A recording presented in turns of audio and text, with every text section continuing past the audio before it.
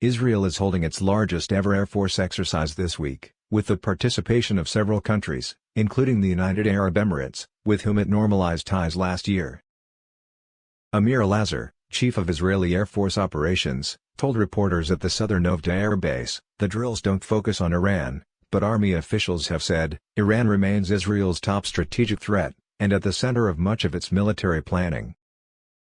Israel has held the so-called Blue Flag exercises every 2 years, since 2013 in the Negev desert to synchronize different types of aircraft, piloted by different countries to counter armed drones, and other threats, with more than 70 fighter jets, and some 1,500 personnel participating. This year's drills are the largest ever held in Israel, Lazar said.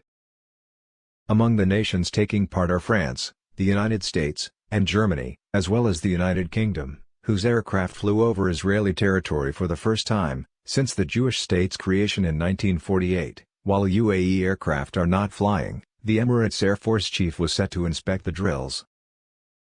Lazar said, "The visit, set for Tuesday, was very significant, as someday, the nations participating in the drill would be working together to counter the Iranian threat." Tel Aviv normalized ties last year with several Arab countries, including the UAE, Bahrain, and Morocco, through deals brokered by former U.S. President Donald Trump.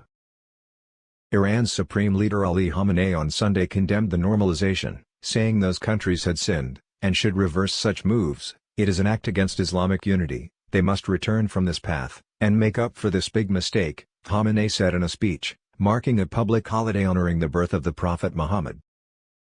In addition to Iran's nuclear program, Israel has sought to sound the alarm over a fleet of drones it claims Tehran is dispatching to its proxies across the Middle East, including in Yemen, Syria, and Lebanon. Iran and Israel have exchanged sharp rhetoric recently, against the backdrop of efforts to renew talks to revive a nuclear deal between Iran and world powers. Stay tuned for the latest news.